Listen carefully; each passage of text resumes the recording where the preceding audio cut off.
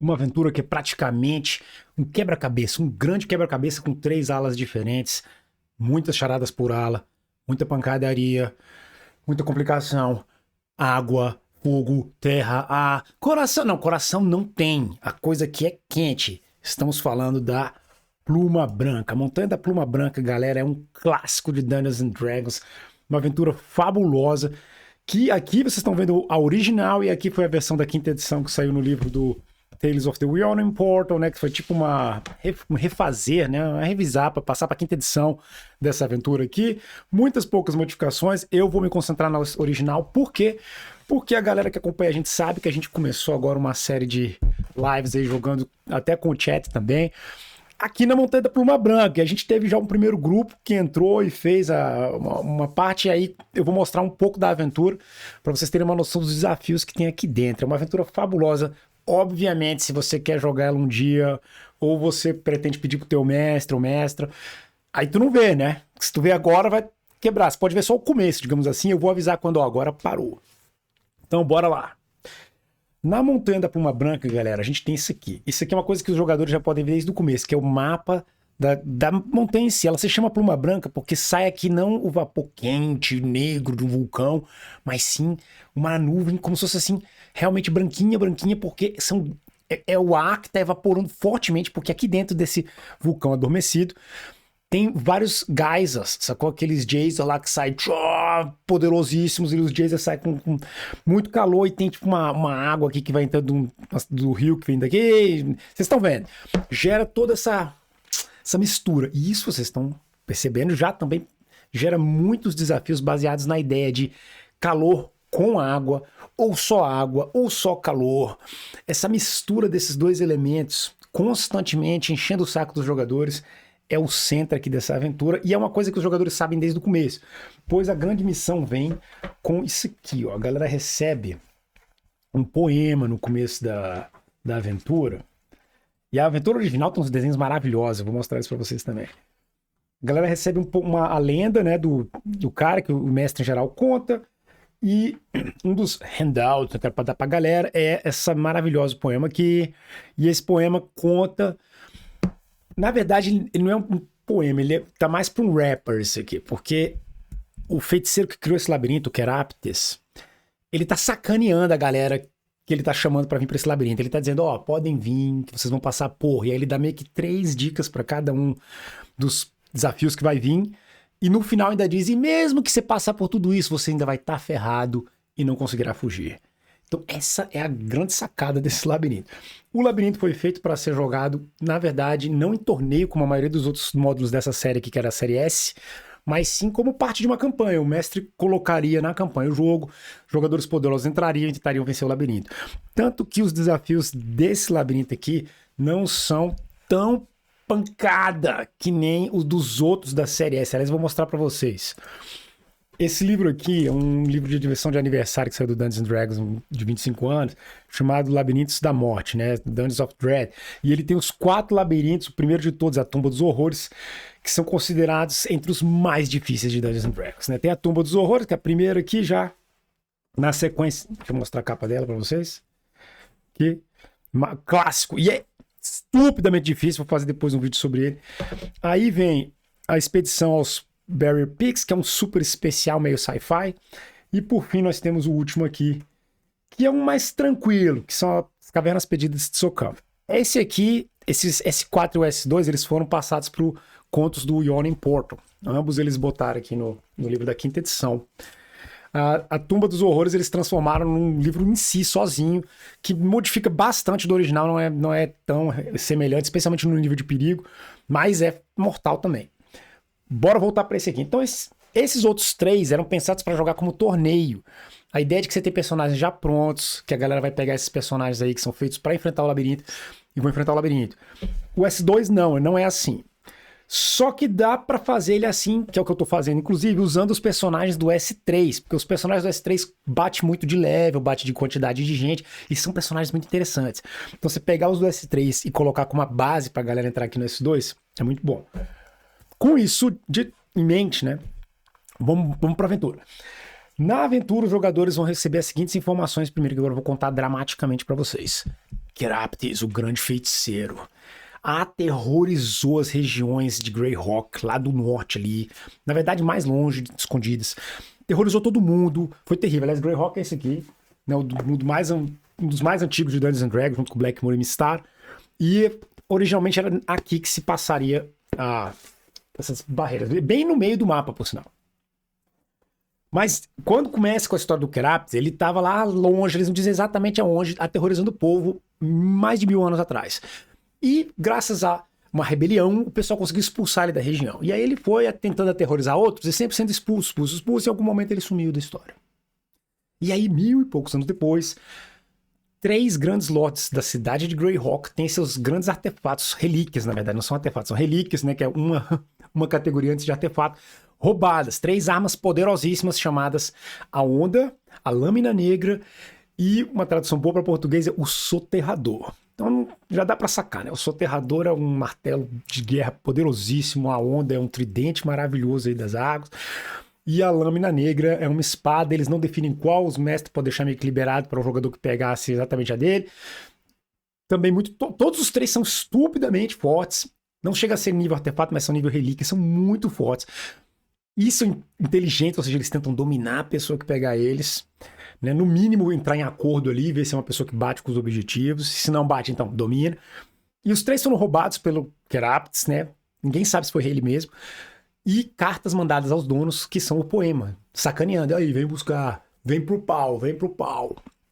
E os jogadores, então, são parte dos heróis que vão para esse labirinto, né? Teve um cara aí, um gringo, que falou até que é uma boa dica você dizer que outros heróis já foram pro labirinto para poder certos lugares ficarem mais interessantes ou fazerem mais sentido quando eles encontram, por exemplo, NPC lá dentro e tal. Isso é uma dica maravilhosa, fica aí ela para quem for mestrar isso aqui.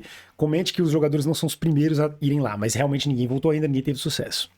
Então bora pro labirinto agora, e agora vai começar a parte dos spoilers. Então se você é um jogador, parou por aqui, você já sabe. Keraptes, mago mauzão, roubou armas, tem um labirinto cheio de ondas com os elementos, especialmente calor e água.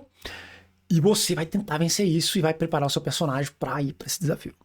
Mas agora a gente vai para os desafios e eu vou contar também, através da aventura dos jogadores passados, o que aconteceu pelo menos na primeira parte. E quem quiser saber o resto, vai lá para as nossas lives, né, ou coleção de lives no playlist, e ver as aventuras. Vai ter vários grupos que vão tentar vencer e cada um vai tentar de um jeito diferente. Ok.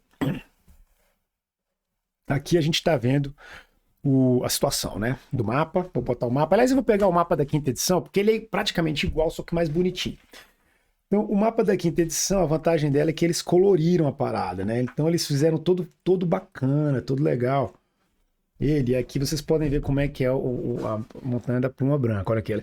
O labirinto é dividido em 3 alas. Tem a primeira ala, a ala do meio aqui, a segunda e a terceira e última ala. Cada uma delas com desafios especiais. Eu não vou contar todos os desafios em detalhe, porque senão perde a graça também para todo mundo. Mas eu vou entrar aqui nos pontos principais. Cada um desses lugares tem como que fosse assim, um grande desafio. A primeira ala, ela já começa lindamente aqui, pelo que vocês podem ver, que o labirinto inteiro é branquinho, tá vendo? É azul, na verdade, azul. Por que ele é azul? Porque é todo em água. Os jogadores, e isso é um desenho muito bom de mostrar da edição original, eles estão andando o labirinto inteiro desse jeito aqui, galera, enfiado na água, sacou? Até o joelho. Quem é anão, então, imagina, tá no mínimo até a cintura. É complicado, você não pode correr, se faz muito barulho, a galera percebe você. É escuro, você não vê essa água aí, não é aquela água translucente, a coisa mais linda, tô na Bahamas, não. Meu irmão, não tem negócio de ilhazinha bonitinha, não, de Maceió, não. Aqui a água é turva, você não vê nada. Entendeu? Então, mesmo que você tiver uma luz contínua, que é mais forte, ainda assim essa água é escura. Então, o que tá nessa água aí? Rola aquele, né, momento, Guerra nas Estrelas, passando alguma coisa. Então, o jogo é tenso já do começo, já. Aliás, só para chegar nesse lugar já é tensão.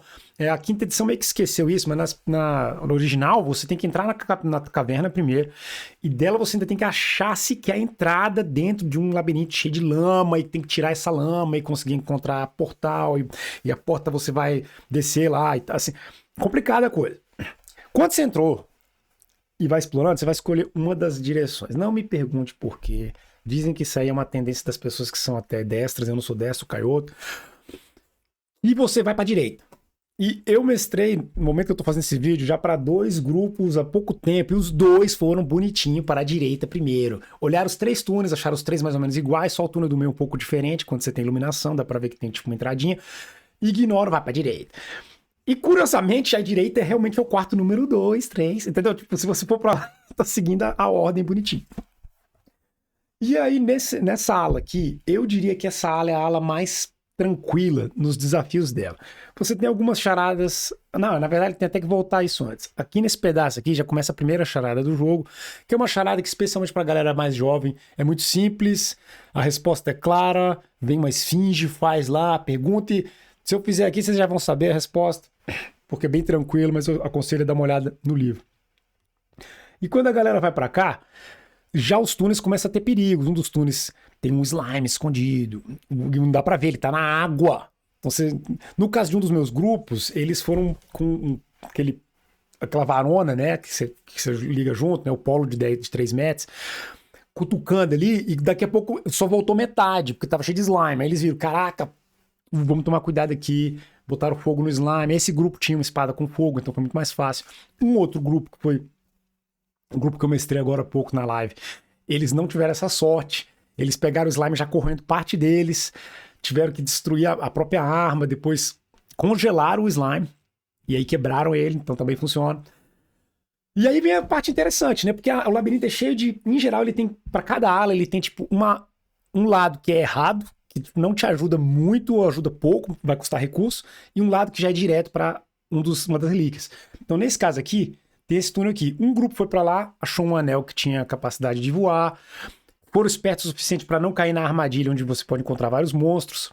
E apesar de terem enrolado muito no processo, o que no caso desse labirinto é um perigo, quanto mais você enrola, mais a chance de você encontrar algum dos monstros errantes que estão caminhando por lá, eles são bem poderosos. E dependendo do grupo, tu pode sofrer muito, porque tem Energy Drain. Deixa eu explicar isso aí. Galera que nunca jogou Dungeons & Dragons original e primeira ou segunda edição não sabe o que é um Energy Drain, né? Drenação de energia. A drenação de energia, galera, era do mal. Significava que quando um monstro te acertava, você, o teu personagem, perdia um level, ok? Perdia um level. Ah, não é temporada. Não! Tchau pro level, foi-se. Tu ganhou XP, agora perdeu.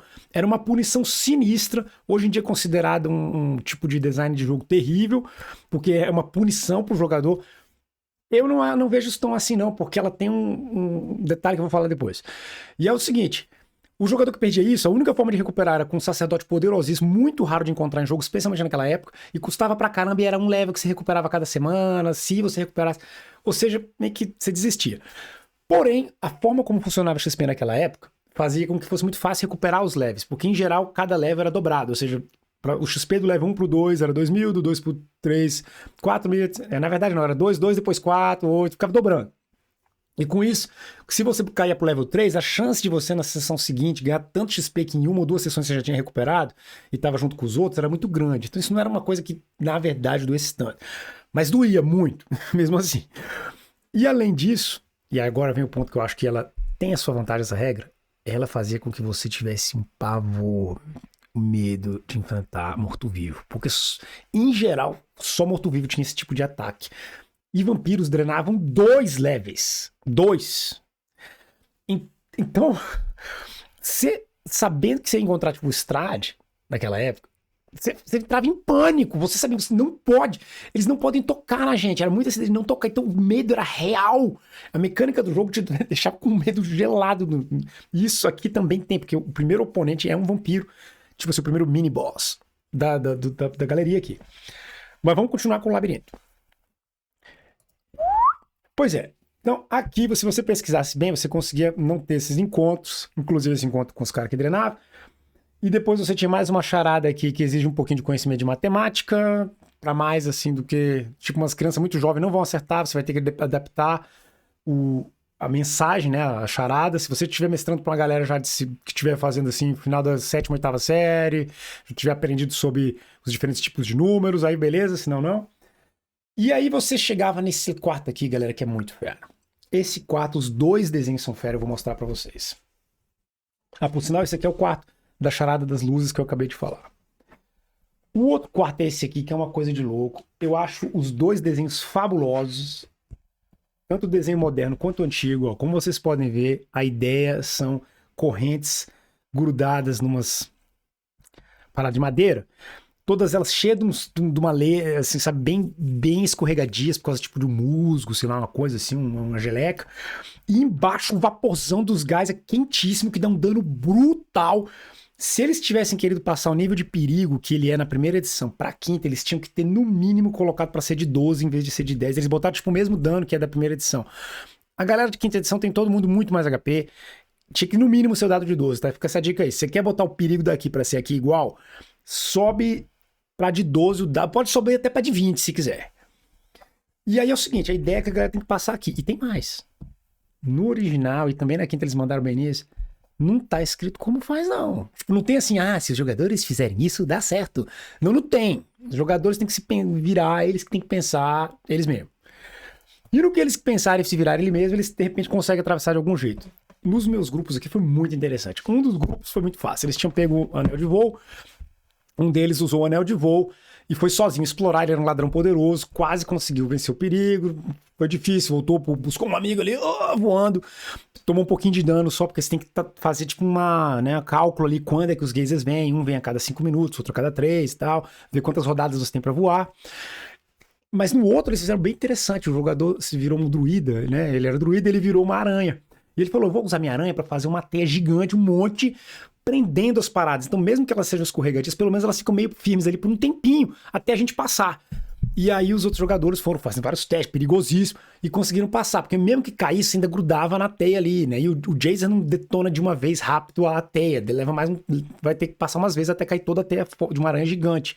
Então foi uma ideia excelente, e isso mostra o poder que é você fazer umas charadas dessa para os seus jogos, porque você obriga os teus jogadores a serem criativos, galera, a pensar fora da caixinha, não ficar só olhando quais habilidades eu tenho. E mesmo que tenha as habilidades, como eu uso a habilidade de uma maneira criativa. E aí foi muito fera, os jogadores fizeram isso aí e passaram pro outro lado. Do outro lado, é isso aqui, ó. Não tem desenho na quinta, mas tem aqui. Do outro lado é um túnel escuríssimo, um quarto de escuridão total. Eles botaram aqui mostrando alguma coisa só pra gente ver, claro. Mas a ideia é de que a escuridão completa tem um vampiro no meio. Ele sai drenando a galera. Um dos grupos que eu mestrei há pouco tempo, eles chegaram lá, o vampiro ouviu a barulheira deles, chamou uma pancada de morcego. E agora, pra galera que assistiu, foi o grupo que infelizmente a live quebrou ali. Tá aqui a resposta pra vocês do que rolou. A galera entrou em pânico. E o cara que era mago pegou um cone, a varinha de cone de frio e deu no grupo inteiro. Todo mundo tomou pra poder matar para matar tudo que desse. Ele não queria matar o grupo, mas ele tava na esperança que os heróis vão sobreviver. Os morcegos tudo morreram, o vampiro também tomou muito dano. Apareceu tudo, eles conseguiram ver. E aí caiu 2, 3 personagens, os outros foram lá, mataram o vampiro. Curaram quem tava caído. Só rolou um Energy Drink, que bom, né? Foi de level 12 pra 10 o herói. Agora é 10 permanente pro resto do labirinto. E depois também, na verdade. E agora eles vão ver como é que continua. Eles pegaram o artefato e agora a gente vai ver o que é que vai rolar. Isso aí vocês vão pra live, nem eu sei no momento que eu tô fazendo esse vídeo. Mas de repente, quando eu tiver, eu já boto o link aqui, como é que continua a aventura. Beleza.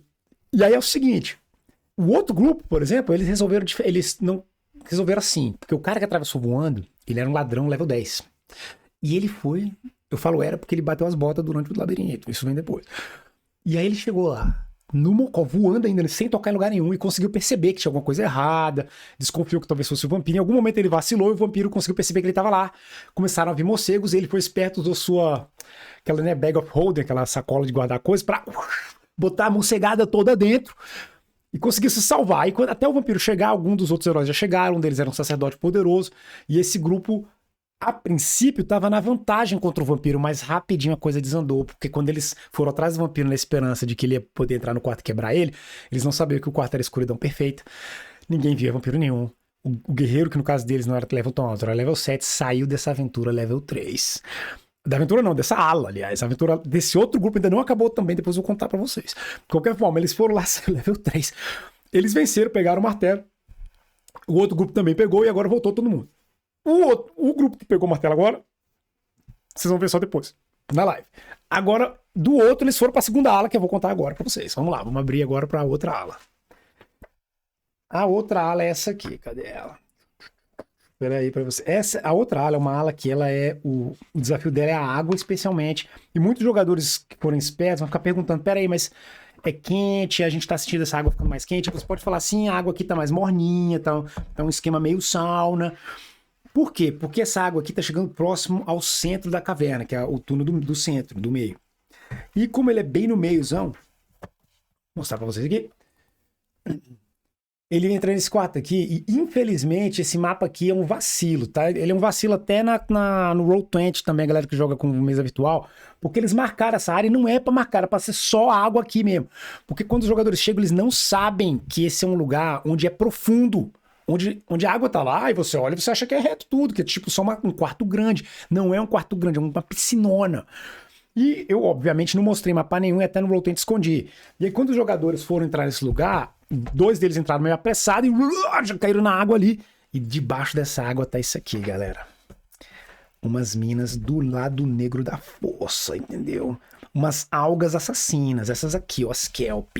São umas algas. Essas algas fingem que são alguma criatura que você acha atraente, seja uma... Não, no caso aqui, clássico, livro velho, clássico é uma mulher, mas pode ser qualquer coisa atraente pra você. E aí você faz aquele cheque de se encantar, você fica bobadão e vai lá e se afoga, morre e acabou. Terrível.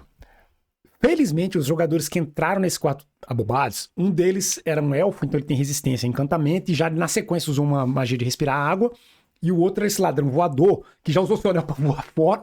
Ele passou no cheque de salvação, então resistiu inicialmente e conseguiu avisar os outros. Tampem os ouvidos, fechem os olhos, não ouçam nada, a gente vai quebrar essas criaturas aqui. As criaturas, quando você sabe disso, se você não está encantado, elas são fáceis de serem destruídas e eles puderam continuar no labirinto. Só que o labirinto tem muito mais surpresas. Do que você sai desse lugar, você vai para um chamado... Um túnel aqui, ó, que é isso aqui. É um túnel redondo que fica girando com óleo ainda dentro. Ele fica girando assim, ó. Deixa eu botar ele aqui pra vocês verem legal. Fica girando. Então não dá pra andar reto, com o óleo todo você cai o tempo inteiro, escorrega, o túnel é meio assim inclinado. E do outro lado do túnel tem um guardinha só esperando pra quando entrar os idiotas lá e começar a escorregar, ele dá um tiro com uma flecha com fogo e o túnel inteiro entra em chamas e todo mundo toma um dano sinistro.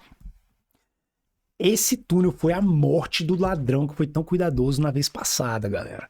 Ele ficou voando no meio do túnel ali, achando que estava seguro, e o cara, o guarda, percebeu, quando explodir esse fogo, vai ferrar ele do mesmo jeito. Fez isso, e o jogador entrou em pânico, e dessa vez, em vez de ser cuidadoso e voltar para os seus colegas, ele falou, não, vou tentar pegar esse cara na lata, enfiar a espada. Na batalha que aconteceu, ele foi pro saco, morreu. Primeira edição é assim, morreu, não tem negócio de, desmaiou, death save. Não tem negócio de save, morreu. E os outros jogadores... Putz, o que aconteceu lá? Não deixa quieto, fecha essa porta, tranca, a gente vê depois. E acabaram de explorar o resto do labirinto, que leva a isso aqui, ó. Você anda por um túnel onde você percebe que esse túnel tem 3 portas. E essas portas, elas lembram o que seria aquelas portas de submarino para impedir a água de entrar, entendeu? E você nota, caramba, isso aqui é tipo uma área de segurança para que a água não entre no labirinto. Mas por quê? E o porquê? O porquê é isso aqui, ó. Olha que coisa linda o porquê. Porque é esse cara aqui. Não é esse cara aqui, não. Porque esse cara aqui, ó, é um caranguejo gigante, entendeu? Que tá dentro de uma bolha. Tipo, é uma bolha de água, de ar, na verdade. É uma bolha de ar que protege tanto o caranguejo da água fervente que tá fora, tá? É água fervente. E um baú de pedra, que é obviamente onde tá a tal da onda, que é o artefato. O relíquia. E no caso, deixa eu ver até que essa quinta edição, acho que ela não tem desenho desse bichão, não. Acho que eles não botaram o desenho dele, não. Eles botaram, pra compensar, botaram um desenho lindo aqui, que eu vou mostrar já. Pois é, eles botaram um desenho do tridente, porém. Olha aqui, o desenho do tridente, muito legal, a onda. Que ele é fortíssimo e ele é alucinado, tá? Na quinta edição ele é meio bundão. Eles deixaram ele mais forte na outra, porque ele é uma relíquia que te dá vários poderes, mas te obriga a, na hora, se converter à religião de Poseidon, né? O deus grego das águas. Não pode ser qualquer deus das águas que você quiser, ou deusa. E aí, se o jogador não faz isso, a parada tenta dominar ele e sai quebrando todo mundo.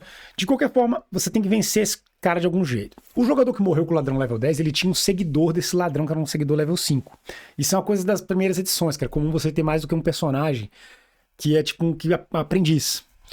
E o seguidor level 5 dele conseguiu milagrosamente, sorrateiramente chegar na onda antes da criatura percebê-lo.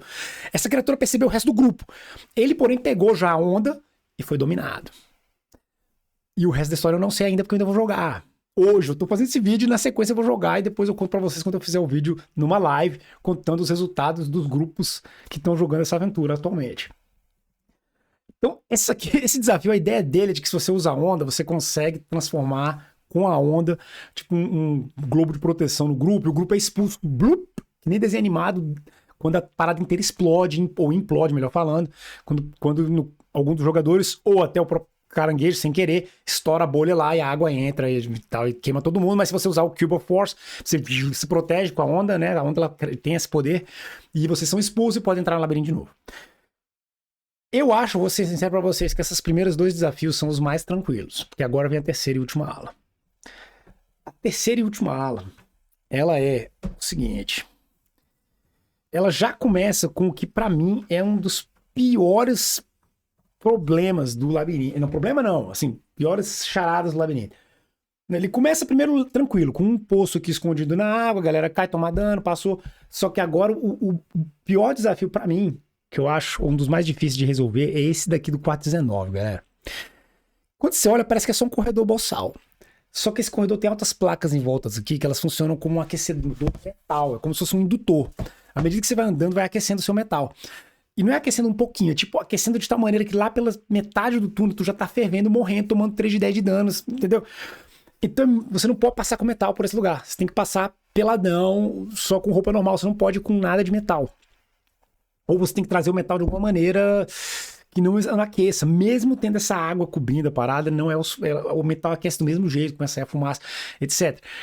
E é um desafio grande para os jogadores como eles atravessam isso aí sem morrer, sem querer até. Você vai tentando atravessar, começa a tomar o dano, até alguém te trazer, já era. Então é um desafio assim que eu tô curiosíssimo como vai ser para ambos os grupos, ou até o terceiro grupo, ou quarto que vier aí jogar, a galera que dos inscritos que tiver, escreve aí, a gente faz uma sessão que vai tentar passar por isso aqui.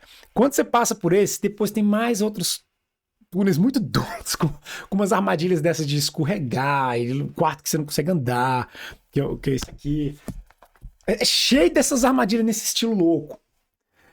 E termina com um túnel muito doido, que eles não fizeram o desenho dele, mas na primeira edição tem um desenho, e é um desenho muito legal, que é esse aqui.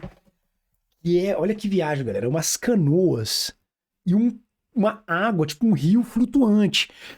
E esse quarto é completamente inútil. Se você pega essas canoas e vai nesse rio flutuante, você vai parar num quarto onde tá cheio de uns coitados que tentaram vencer o labirinto antes, tudo desesperado, encantado, berserco, os caras vão te atacar, rola um quebra-pau, você mata eles, né, os inocentes, só pra descobrir que tem uma saída lá, e você volta e tá de novo do labirinto e tem que continuar. É realmente um quarto armadilha, ele é terrível. Mas ele leva ao final, que seria o quarto do chefe, né?